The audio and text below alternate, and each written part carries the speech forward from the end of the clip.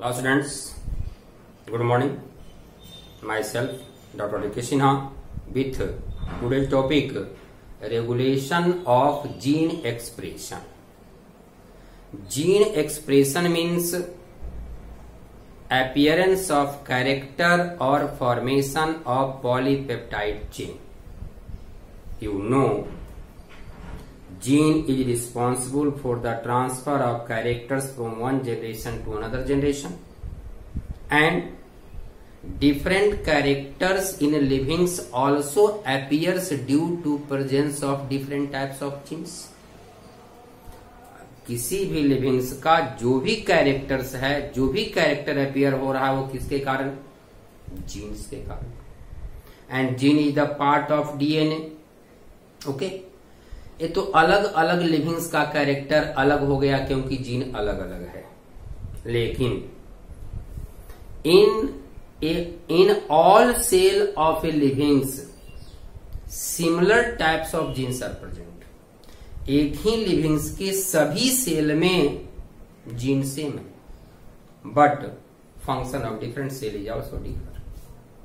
Such as cell of salivary gland produce saliva, cell of pancreas produce insulin hormone. तो कुछ insulin hormone बना रहा है, कुछ सलाइवा बना रहा है, कोई अदर गैस्ट्रिक जूस का फॉर्मेशन कर रहा है, जबकि सभी सेल का जीन एक जैसा है. तो ये डिपेंड कैसे कर, डिपेंड किस पर करता है, डिफर किस कैसे हुआ? तो डिफरेंट का रीजन है in all cell genes are similar but all genes are not active at a time or in all cell. एक ही समय पर सभी सेल का जीन, सभी जीन एक साथ एक्टिव नहीं होता है. कुछ जीन सेल ए में एक्टिव है तो कुछ बी में एक्टिव है, कुछ सी में एक्टिव है. मीन्स अलग अलग सेल में अलग अलग जीन एक्टिव होता है. ओके. दूसरी बात, some genes are active every time throughout the life. कुछ जीन ऐसा होता है जो हमेशा एक्टिव रहता है और कभी वह इनएक्टिव फॉर्म में नहीं आता है. And some other genes, activity of some gene depends upon requirement of the cell. अगर किसी केमिकल का रिक्वायरमेंट है सेल में तो जीन एक्टिव हो गया, जैसे ही केमिकल बन गया फिर इनएक्टिव हो गया. As for example, gene that is responsible for the formation of different enzymes of respiration. Respiration में ग्लाइकोलाइसिस के लिए जो भी एंजाइम का रिक्वायरमेंट्स है, उस एंजाइम को बनाने वाला जीन सभी सेल में हमेशा एक्टिव है. Okay.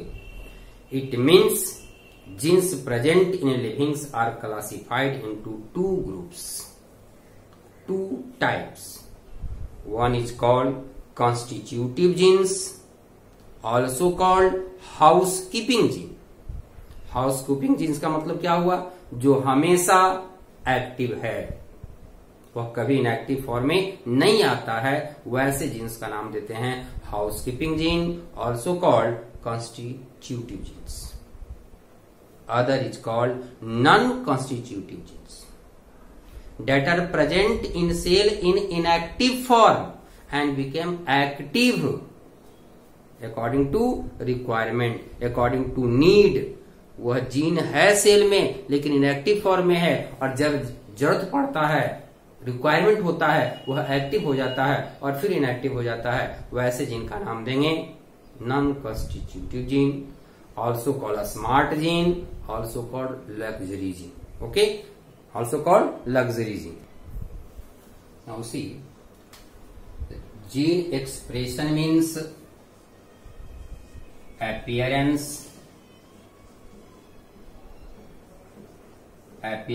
of character or formation of polypeptide chain. Okay, in livings all genes are not active at a time, एक ही समय सभी जीन एक्टिव नहीं होता, ऐसा बताया मैं। Some are continuously active and some active at certain time and after formation of certain protein और केमिकल दे बिकम्स इनएक्टिव। जरूरत पड़ा तो एक्टिव हुआ, जैसे ही फॉर्मेशन केमिकल का हो गया फिर से वह इनएक्टिव हो गया। ओके, इसके आधार पर ही हम जीन को दो पार्ट में डिवाइड करते हैं, housekeeping gene, constitutive gene and non constitutive gene.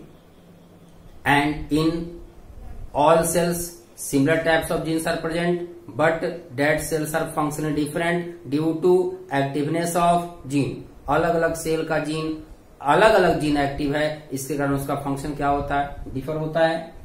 Similar genes present in all cell but cells are functionally different due to activeness of gene. Okay, and gene is of two types, housekeeping also called constitutive gene, non constitutive, luxury और smartly. Housekeeping किसको कहेंगे, जो कि हमेशा active form में है, हमेशा सभी सेल में एक्टिव है। Genes which are continuously expressing themselves in all the cell of body because their product is always required. Example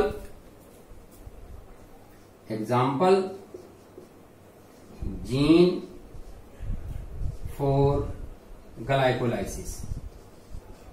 Gene for glycolysis means gene that produce different enzymes participates in glycolysis. Okay. Second is non-constitutive gene, luxury or smart gene, genes which are not expressing their effect all the time, जो हमेशा expression नहीं करता, अपना protein formation नहीं करता है। These are expressed only when the gene product is needed. जब जरूरत होगा तो एक्सप्रेस होगा, प्रोटीन का फॉर्मेशन करेगा, नहीं जरूरत होगा नहीं करेगा।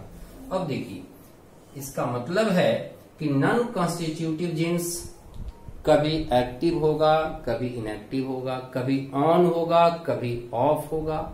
It means it is regulated, इसके एक्शन को रेगुलेट किया जाता है, कभी ऑन होगा कभी ऑफ होगा, वह है regulation. And due to regulation it is also called regulatory gene, it is also called regulatory gene. It means their activity is regulated, so it is also called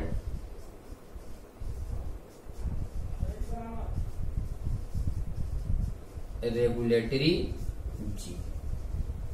It means non-constitutive, luxury or smart gene is also called regulatory gene because its activity is regulated. कभी इसको on करना है, कभी of करना है, मतलब regulate करना है, इस चीज का नाम क्या देते हैं, रेगुलेटरी जीन्स। ओके, चलिए तो जीन एक्सप्रेशन का डिफिनेशन, जैसा कि बताया कि कुछ जीन हमेशा एक्टिव जो नहीं होता है वह कभी ऑन होता है कभी ऑफ होता है, और उसके ऑन ऑफ को रेगुलेट करना ही क्या कहलाएगा, रेगुलेशन कहलाएगा। Definition, gene regulation is a mechanism of switching off and switching on of the genes depending upon requirement of the cell. Cell का रिक्वायरमेंट होगा तो वह ऑन होगा, रिक्वायरमेंट नहीं है तो ऑफ होगा, और ऑन ऑफ करना ही कहलाता है रेगुलेशन और gene regulation. Gene regulation is of two types, negative gene regulation and positive gene regulation. Negative gene regulation and positive gene regulation.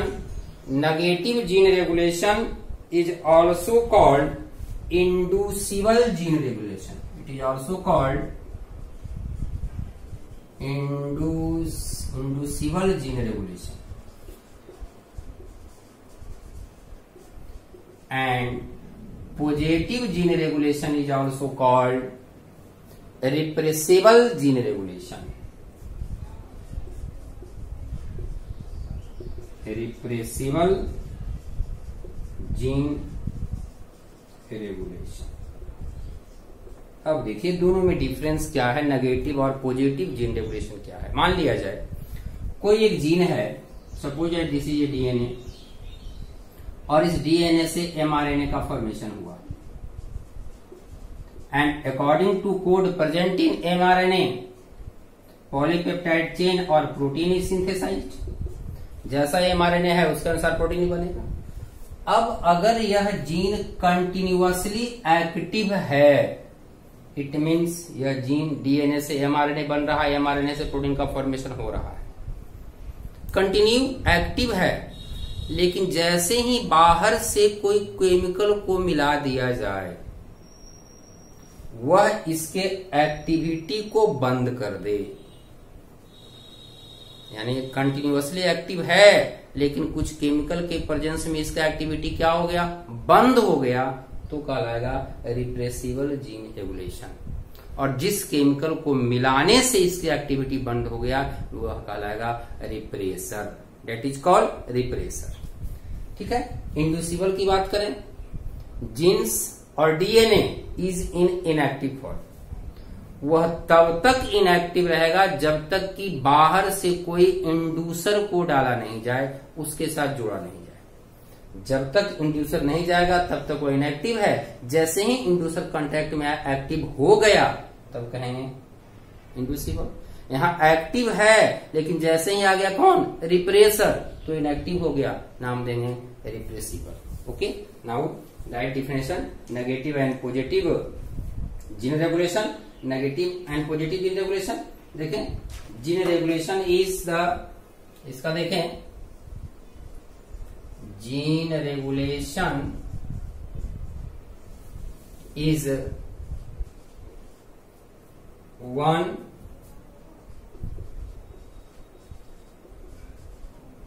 in which the gene remains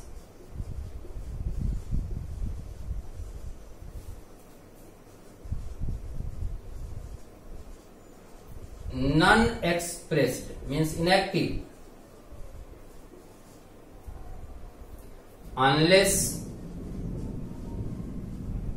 or until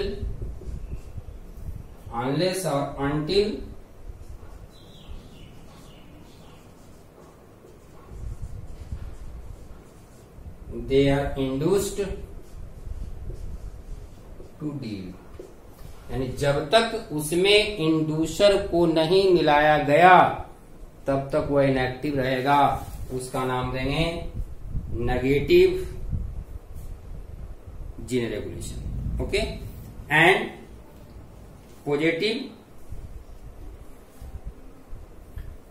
का definition यहां लिखता हूं मैं,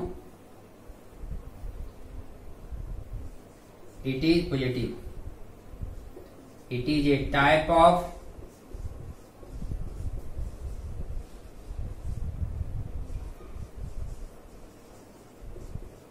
positive का मतलब क्या बताया कि वह हमेशा एक्टिव है लेकिन जैसे ही मिलाया गया रिप्रेसर को तब वो क्या होगा, इनएक्टिव हो जाएगा। ठीक है ना।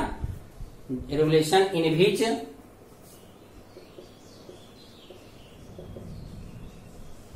gene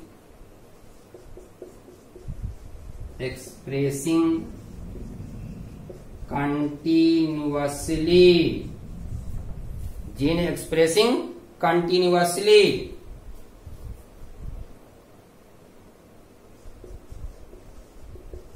their effect till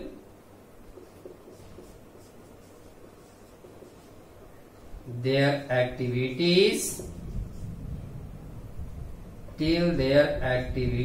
is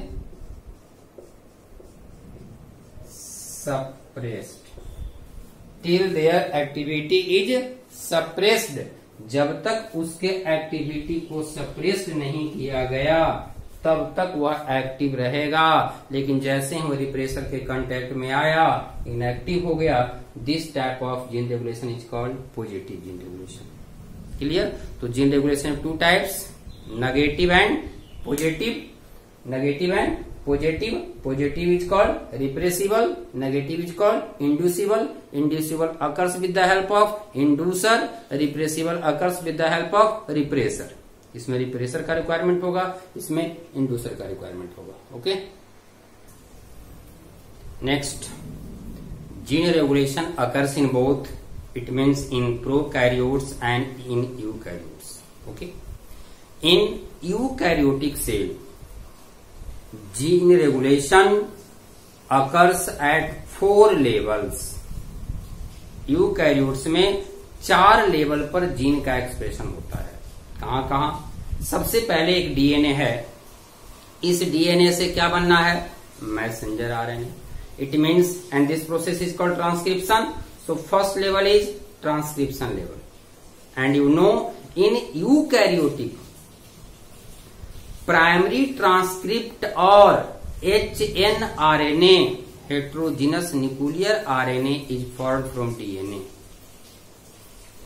वह HNRNA को हम कन्वर्ट करेंगे mRNA में by post transcriptional process. So second level eight which gene regulation occurs, that is post transcriptional level. It means during splicing and capping. Okay, and third, in eukaryotic DNA is present in nucleus. From DNA mRNA is formed inside the nucleus. Now messenger RNA transfer from nucleus to cytoplasm. Messenger RNA transfer from nucleus to cytoplasm, and this is third level of gene regulation. First, during transcription. Second, during post-transcriptional process. Third, transfer of mRNA from nucleus to cytoplasm. And fourth, at the time of translation or at the time of protein synthesis. But in case of prokaryotes, gene regulation occurs only at the time of transcription or at the time of initiation of transcription. Okay? First, transcription level, it means formation of, during formation of RNA from DNA. Second, processing level, it means splicing and capping, during splicing and capping. Third, transfer of messenger RNA from nucleus to cytoplasm. And fourth, translational level. And in prokaryotes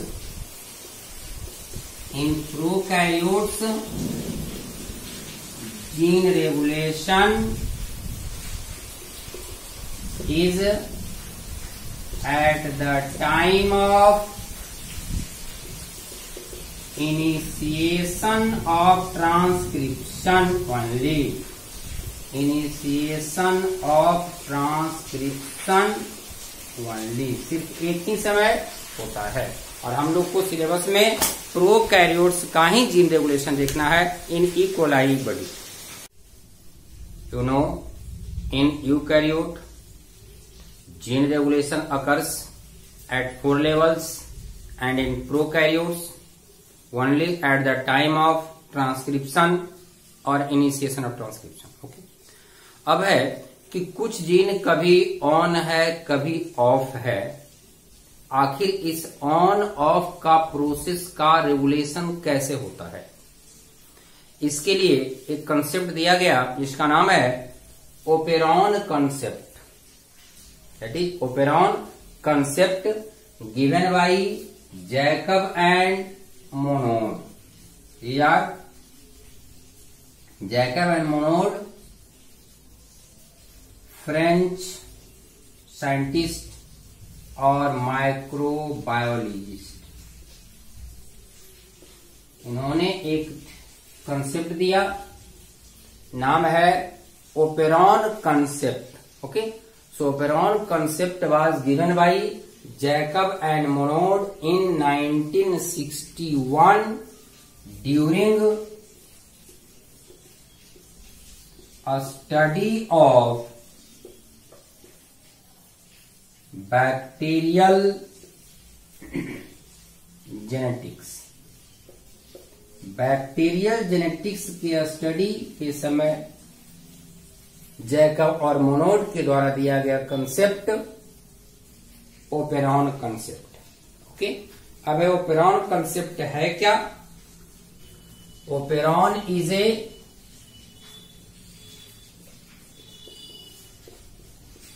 part of DNA. Operon is a part of DNA और genetic material which acts as a single functional unit। Okay, DNA का वैसा part, वैसा gene जो सभी मिलकर एक functional unit की तरह काम करता है। It means this unit is responsible for the switching on और switching off the gene, also responsible for the formation of specific types of proteins. मतलब कौन सा जीन कब ऑन होगा, कब ऑफ होगा, किस जीन से कौन सा प्रोटीन कब बनना है, इसको रेगुलेशन करने के लिए एक कंसेप्ट दिया गया जैकब एंड मोनोड के द्वारा, that is called operon concept. Okay, and each operon is a part of DNA genetic material which acts as single functional unit. Okay, and each functional unit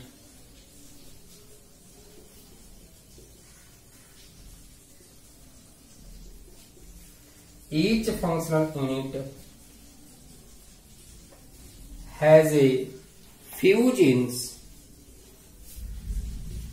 more than one genes, which are regulated and operated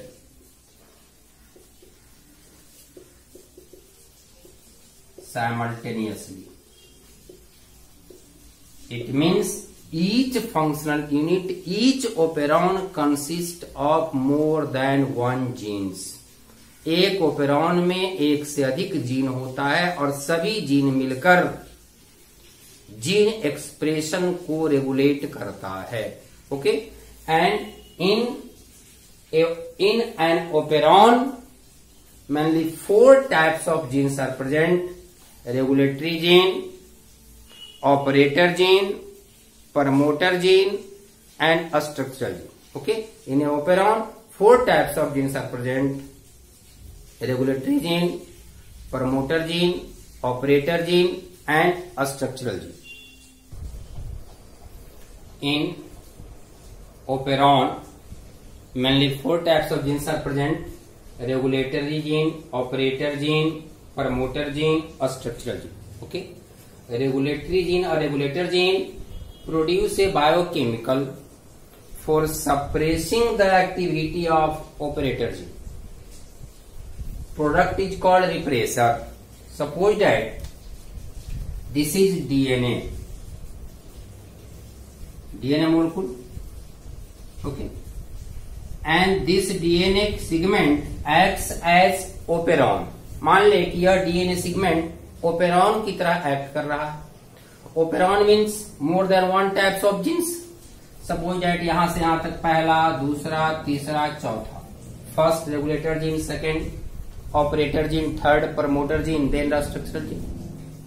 first of all this part of DNA forms a protein और messenger RNA. Messenger RNA से क्या बनेगा? फिर protein बनेगा। Okay, so this is called regulator.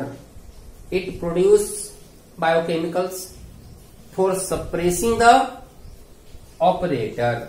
Operator को suppress करने के लिए केमिकल प्रोड्यूस करने वाला जो डीएनए का पार्ट है, that is called regulatory gene. Second operator, it receives the product of regulator gene. जो रेगुलेटर जीन के द्वारा प्रोडक्ट बना वह रिसीव करेगा कौन? Operator. If operator gene is covered by product of regulator, then it switches off the operon, अगर यह regulator के प्रोडक्ट से कवर्ड हो गया तो ओपेरॉन को ऑफ कर देगा। And if it is not covered by product of regulator then it allow the activity of operon. Operator, it receives the product of regulator gene. If it is covered by product of regulator gene, then it stops the operon. And if not covered, then allow the functioning of operon.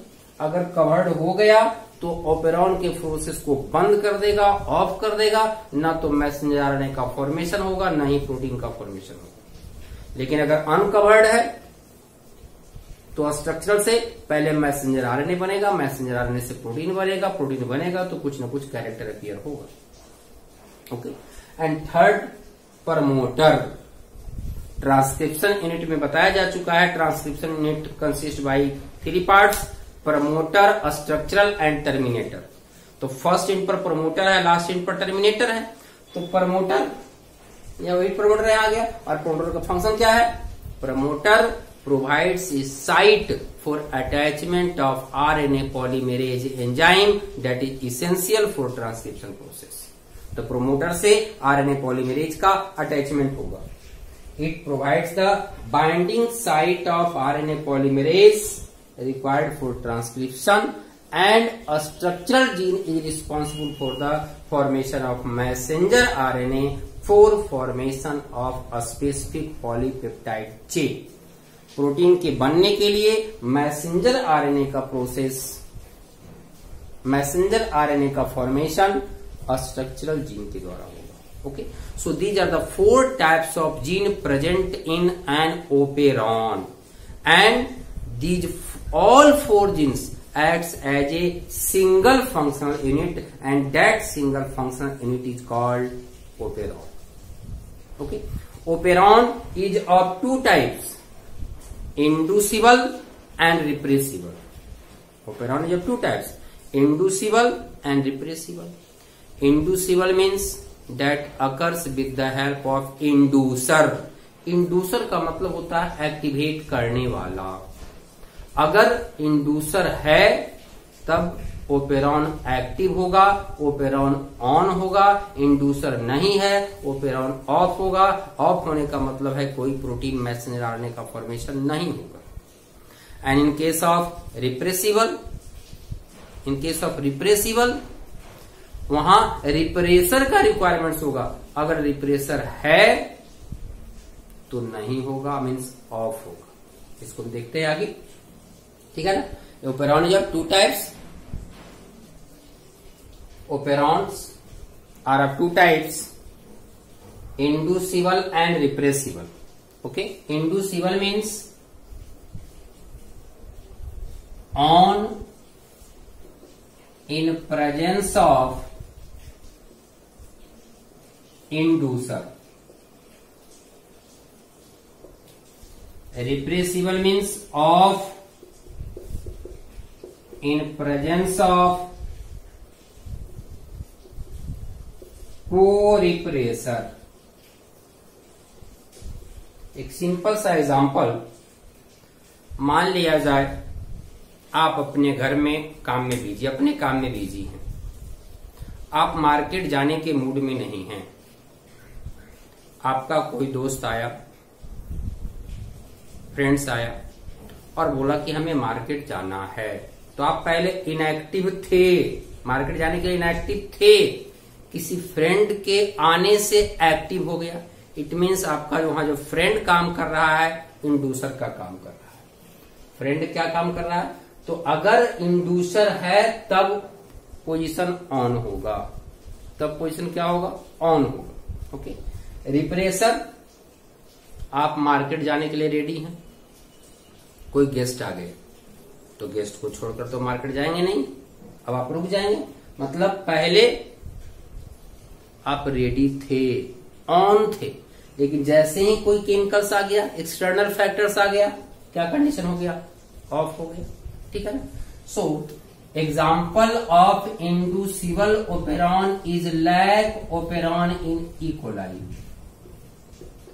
Lac operon in E coli is an example of inducible, and tryptophan operon in E. coli is an example of repressible operon. Okay, एक minute और देखें.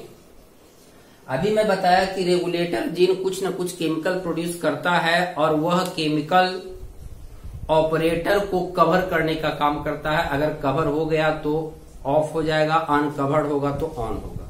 It means regulator gene का product of regulator gene,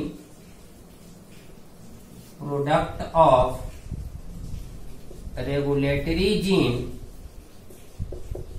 is called repressor. Is called repressor. ठीक है ना. क्या कहलाता है वो? रिप्रेसर कहलाता है. रिप्रेसर में बी एक्टिव और इनएक्टिव. एक्टिव और इनएक्टिव. रिप्रेसर क्या काम है? Repressor covers the operator. तो अगर एक्टिव होगा तो कवर कर लेगा, इनएक्टिव होगा तो कवर नहीं करेगा. और अगर ऑपरेटर कवर हो जाएगा तो ओपेरॉन ऑफ हो जाएगा, अनकवर्ड होगा तो ओपेरॉन ऑन होगा. क्लियर. अब देखिए तो अगर रिप्रेसर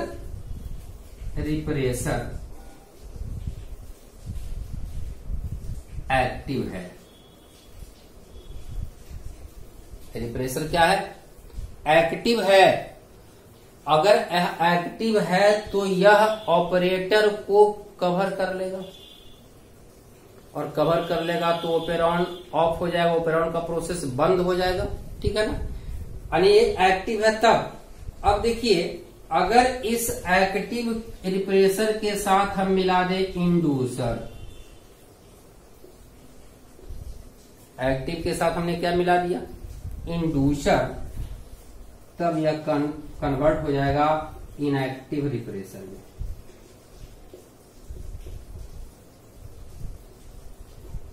इसमें कन्वर्ट हो गया. पहले एक्टिव था, यह कवर कर सकता था ऑपरेटर को, लेकिन जैसे ही इंड्यूसर आ गया अब यह कवर नहीं करेगा, और कवर नहीं करेगा इसका मतलब है ऑपरेटर ऑन हो जाएगा. ओके.